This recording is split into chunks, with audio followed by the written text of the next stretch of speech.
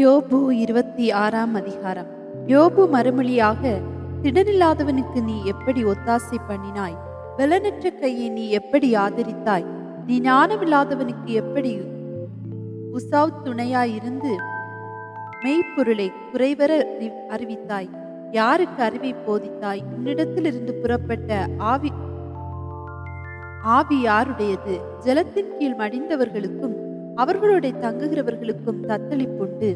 அவருக்கு முன்பாக பாதாளம் வெளியாய் திறந்திருக்கிறது, நரகம் மூடப்படாதிருக்கிறது. அவர் உத்தரமண்டலத்தை வெட்ட வெளியிலே விரித்து பூமியை அந்தரத்திலே தொங்க வைக்கிறார். அவர் தண்ணீர்களை தம்முடைய கார் மேகங்களில் கட்டி வைக்கிறார், அதன் பாரத்தினால் மேகம் விழுகிறதில்லை. அவர் தமது சிங்காசனம் நிற்கும் ஆகாசத்தை ஸ்திரப்படுத்தி அதன் மேல் தமது மேகத்தை விரிக்கிறார். அவர் தண்ணீர்கள் மேல் சக்கரவட்டம் தீர்த்தார். வெளிச்சமும் இருளும் முடியும் மட்டும் அப்படியே இருக்கும். அவருடைய கண்டிதத்தால் வானத்தின் தூண்கள் அதிர்ந்து தத்தளிக்கும். அவர் தமது வல்லமையினால் சமுத்திர கொந்தளிப்பை அமர பண்ணி தமது ஞானத்தினால் அதன் மூர்க்கத்தை அடக்குகிறார். தமது ஆவியினால் வானத்தை அலங்கரித்தார். அவருடைய கரம் நெளிவான சர்ப்ப நட்சத்திரத்தை உருவாக்கிற்று. இதோ இவைகள் அவருடைய கிரியையில் கடைகோடியானவைகள். அவரை குறித்து நாங்கள் கேட்டது எவ்வளவு கொஞ்சம். அவருடைய வல்லமையின் இடிமுழக்கத்தை அறிந்தவன் யார் என்றான். யோபு 27ஆம் அதிகாரம். யோபு பின்னும் தன் பிரசங்க வாக்கியத்தை தொடர்ந்து சொன்னது, என் சுவாசம் என்னிலும் தேவன் தந்த ஆவி என் நாசியிலும் இருக்க மட்டும் என் உதடுகள் தீமையை சொல்வதுமில்லை, என் நாக்கு கபடம் பேசுவதுமில்லை என்று என் நியாயத்தை தள்ளிவிடுகிற தேவனும் என் ஆத்துமாவை கசப்பாக்குகிற சர்வ வல்லவருமானவருடைய ஜீவனை கொண்டு சொல்லுகிறேன். நீங்கள் பேசுகிறது நீதி என்று நான் ஒத்துக்கொள்வது எனக்கு தூரமாய் இருப்பதாக. என் ஆவி பிரிய மட்டும் என் உத்தமத்தை என்னை விட்டு விலக்கேன். என் நீதியை கெட்டியாய் பிடித்திருக்கிறேன், அதை நான் விட்டுவிடேன். நான் உயிரோடு இருக்கும் அளவும் என் இருதயம் என்னை நிந்திக்காது. என் பகைஞன் ஆகாதவனைப் போலும் எனக்கு விரோதமாய் எழுப்புகிறவன் அக்கிரமக்காரனைப் போலும் இருப்பானாக. மாயக்காரன் பொருளை தேடி வைத்திருந்தாலும் தேவன் அவன் ஆத்துமாவை எடுத்துக்கொள்ளும் போது அவன் நம்பிக்கை என்ன? ஆபத்து அவன் மேல் வரும்போது தேவன் அவன் கூப்பிடுதலை கேட்பாரோ? அவன் சர்வ வல்லவர் மேல் மனமகிழ்ச்சியாய் இருப்பானோ? அவன் எப்பொழுதும் தேவனை தொழுது கொண்டிருப்பானோ? தேவனுடைய கரத்தின் கிரியையை குறித்து உங்களுக்கு உபதேசிப்பேன். சர்வ வல்லவரிடத்தில் இருக்கிறதை நான் மறைக்க மாட்டேன். இதோ நீங்கள் எல்லாரும் அதை கண்டிருந்தும் நீங்கள் இத்தனை வீண் எண்ணம் கொண்டிருக்கிறது என்ன? பொல்லாத மனுஷனுக்கு தேவனிடத்திலிருந்து வருகிற பங்கும் கொடூரக்காரர் சர்வ வல்லவரால் அடைகிற சுதந்திரமும் என்னவெனில், அவனுடைய குமாரர் பெருகினால் பட்டயத்துக்கு இரையாவார்கள். அவன் கற்ப பிறப்புகள் ஆகாரத்தினால் திருப்தியாவதில்லை. அவனுக்கு மீதியானவர்கள் செத்து புதைக்கப்படுவார்கள். அவனுடைய விதவைகள் புலம்புவதில்லை. அவன் புழுதியைப் போல பணத்தை குவித்து கொண்டாலும் மண்ணை போல வஸ்திரங்களை சவதரித்தாலும் அவன் சவதரித்ததை நீதிமான் உடுத்தி கொண்டு குற்றமில்லாதவன் அவன் பணத்தை பகிர்ந்து கொள்ளுவான். அவனுடைய வீடு பொட்டு பூச்சியை கட்டின வீட்டை போலவும் காவல் காக்கிறவன் போட்ட குடிசையை போலிருக்கும். அவன் ஐஸ்வர்யவானாய் தூங்கி கிடந்து ஒன்றும் பறிகொடாதே போனாலும் அவன் தன் கண்களை திறக்கும் போது ஒன்றுமில்லாதிருக்கிறான். வெள்ளத்தை போல திகில்கள் அவனை வாரிக்கொண்டு போகும். ராக்காலத்தில் பெருங்காற்று அவனை அடித்து கொண்டு போகும். கொண்டல் காற்று அவனை தூக்கி கொண்டு போக அவன் போய்விடுவான். அது அவனை அவன் ஸ்தலத்திலிருந்து தள்ளி கொண்டு போகும்.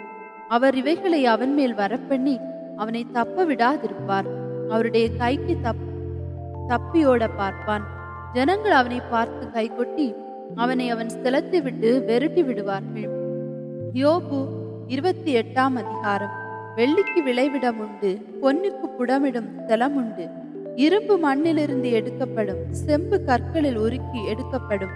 மனிதன் அந்தகாரத்திலும் மரண இருளிலும் இருக்கிற கற்களை கடையாந்திரம் மட்டும் ஆராய்ந்து தேடி இருளுக்கும் அங்கே முடிவுண்டாக்குகிறான். கடக்க கூடாததும் நிலையாததுமான 6 எலும்பினாலும் உழைப்பாளியானவன் அதை மனுஷரால் வற்றி போக பண்ணி செல்கிறான். பூமியின் மேல் ஆகாரம் விளையும், அதன் கீழிடங்களில் இருக்கிறவைகளோ அக்கினியால் மாறினது போல் இருக்கும். அதன் கல்லுகளில் இந்திர நீலம் விளையும், அதன் பொடியில் பொன் பொடிகளும் உண்டாயிருக்கும். ஒரு வழி உண்டு, அது ஒரு பட்சிக்கும் தெரியாது.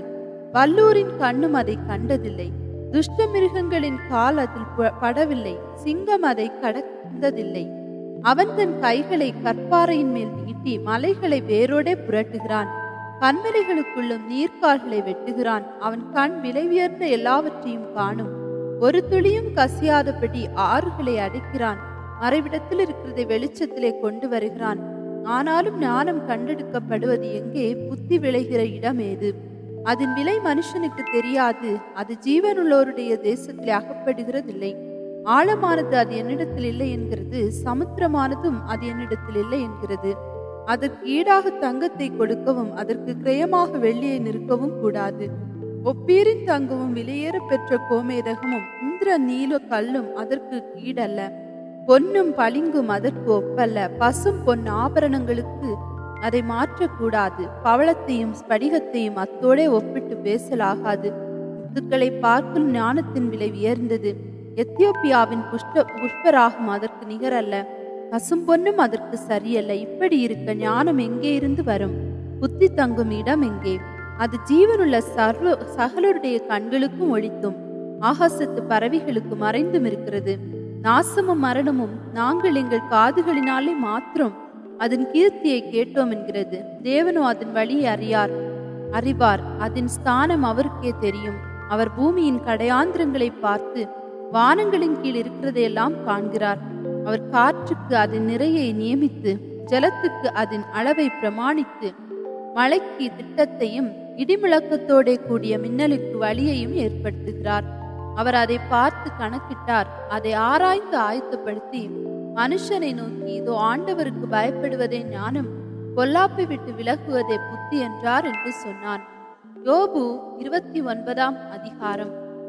பின்னும் யோபு தன் பிரசங்க வாக்கியத்தை தொடர்ந்து சொன்னது, சென்று போன மாதங்களிலும் தேவன் என்னை காப்பாற்றி வந்த நாட்களிலும் எனக்கு உண்டாயிருந்த சீர் இப்பொழுது இருந்தால் நலமாயிருக்கும்.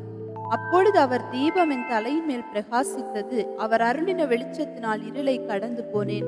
தேவனுடைய இரகசிய செயலின் கூடாரத்தின் மேல் இருந்தது. அப்பொழுது சர்வ வல்லவர் என்னோடு இருந்தார். என் பிள்ளைகள் என்னை சூழ்ந்திருந்தார்கள். என் பாதங்களை நான் நெய்யினால் கழுவினேன். கண்மலைகளிலிருந்து எனக்காக எண்ணெய் நதி போல ஓடி வந்தது. அந்த செல்வ நாட்களின் சீர் இப்போதிருந்தால் நலமாயிருக்கும்.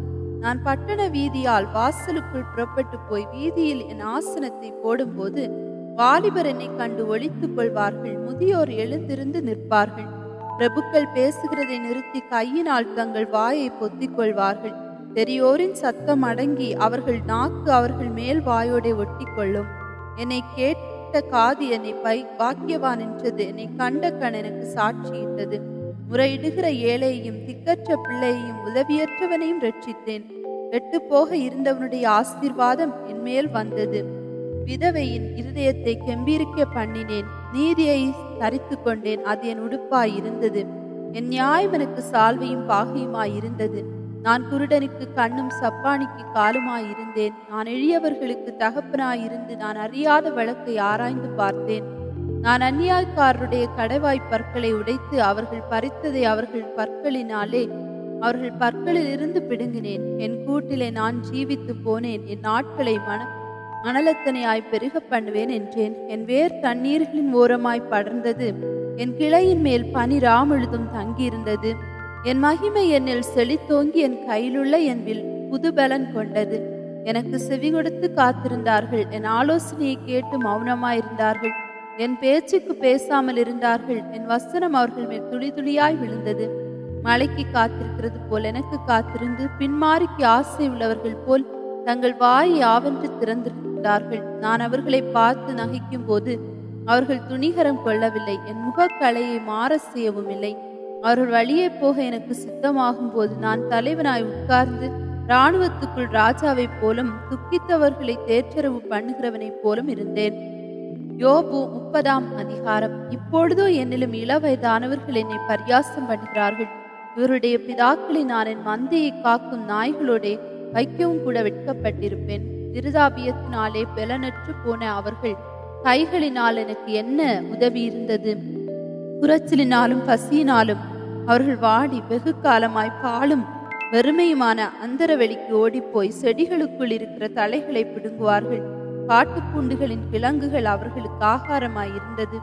அவர்கள் மனுஷரின் நடுவிலிருந்து துரத்தப்பட்டார்கள். கள்ளனை துரத்துகிறது போல கள்ளன் கள்ளன் என்று அவர்களை துரத்தி விட்டார்கள். அவர்கள் பள்ளத்தாக்குகளின் வெளிப்புகளிலும் பூமியின் கெபிகளிலும் கண்மலைகளிலும் போய் குடியிருந்தார்கள். செடிகளுக்குள் இருந்து கதறி காஞ்சொரிகளின் கீழ் ஒதுங்கினார்கள். அவர்கள் மூடரின் மக்களும் நீசரின் பிள்ளைகளும் தேசத்திலிருந்து துரத்துண்டவர்களுமாய் இருந்தார்கள். ஆனாலும் இப்போது நான் அவர்களுக்கு பாட்டும் பழமொழியுமானேன். என்னை அருவருத்து எனக்கு தூரமாகி என் முகத்துக்கு முன்பாக துப்ப கூசாதிருந்தார்கள். நான் கட்டின கட்டை அவர்கள் அவிழ்த்து என்னை சிறுமைப்படுத்தினபடியினால் அவர்களும் கடிவாளத்தை என் முகத்துக்கு முன்பாக உதறிவிட்டார்கள். வலது பாரிசத்தில் வாலிபர் எழும்பி என் கால்களை தவறிவிழ பண்ணி தங்கள் கேடான வழிகளை எனக்கு நேராக ஆயத்தப்படுத்துகிறார்கள். என் பாதையை கெடுத்து என் ஆபத்தை வர்த்திக்க பண்ணுகிறார்கள். அதற்கு அவர்களுக்கு ஒத்தாசை பண்ணுகிறவர்கள் தேவையில்லை. பெரிதான திறப்புண்டாக்கி தாங்கள் கெடுத்த வழியில் புரண்டு வருகிறார்கள். பயங்கரங்கள் என்மேல் திரும்பி வருகிறது. அவைகள் காற்றை போல என் ஆத்துமாவை பின்தொடருகிறது. என் சுக வாழ்வு ஒரு மேகத்தை போல் கடந்து போயிற்று. ஆகையால் இப்போது என் ஆத்துமா என்னில் முறிந்து போயிற்று. உபத்திரவத்தின் நாட்கள் என்னை பிடித்து கொண்டது. ராக்காலத்திலே என் எலும்புகள் துளைக்கப்பட்டு என் நரம்புகளுக்கு இளைப்பாறுதல் இல்லாதிருந்தது. நோயின் உக்கிரத்தினால் என் உடுப்பு வேறுபட்டு போயிற்று. அது என் அங்கியில் கழுத்து பட்டையை போல என்னை சுற்றி கொண்டது. சேற்றிலே தள்ளப்பட்டேன். நாளுக்கும் சாம்பலுக்கும் ஒப்பானேன். உம்மை நோக்கி கூப்பிடுகிறேன், நீர் எனக்கு மறு உத்தரவு கொடாதிருக்கிறீர். கெஞ்சி நிற்கிறேன், என் மேல் பாரமுகமாயிருக்கிறீர். என் மேல் கொடூரம் உள்ளவராய் மாறினீர். உம்முடைய கரத்தின் வல்லமையால் என்னை விரோதிக்கிறீர். நீர் என்னை தூக்கி என்னை காற்றிலே பறக்கவிட்டு என்னை பயத்தினால் உருகி போக பண்ணுகிறீர். சகல ஜீவாத்மாக்களுக்கும் குறிக்கப்பட்ட தாவரமாகிய மரணத்துக்கு என்னை ஒப்பு கொடுப்பீர் என்று அறிவேன். ஆனாலும் நான் யாதொருவனை அவன் ஆபத்திலே தவிக்க பண்ணினதும் துன்னாளை கண்டவனுக்காக நான் அழாதிருந்ததும் எளியவனுக்காக என் ஆத்துமா வியாகுலப்படாதிருந்ததும் உண்டானால் அவர் என் மனுவுக்கு இடம் கொடாமல் எனக்கு விரோதமாய் தமது கையை நீட்டுவாராக. நன்மைக்கு காத்திருந்த எனக்கு தீமை வந்தது. வெளிச்சத்தை வர பார்த்து கொண்டிருந்த எனக்கு இருள் வந்தது. என் குடல்கள் கொதித்து அமராதிருக்கிறது. உபத்திரவ நாட்கள் என்மேல் வந்தது. வெயில் படாதிருந்தும் நான் கருகருத்திருக்கிறேன். நான் சபையிலிருந்து எழுந்திருக்கும் போது அலறுகிறேன். நான் மலை பாம்புகளுக்கு சகோதரனும் கோட்டான்களுக்கு தோழனும் ஆனேன். என் தோல் என்மேல் கருத்து போயிற்று. என் எலும்புகள் உஷ்ணத்தினால் காய்ந்து போயிற்று. என் சுரமண்டலம் புலம்பலாகவும் என் கிண்ணறம் அழுகிறவர்களின் ஓலமாகவும் மாறின.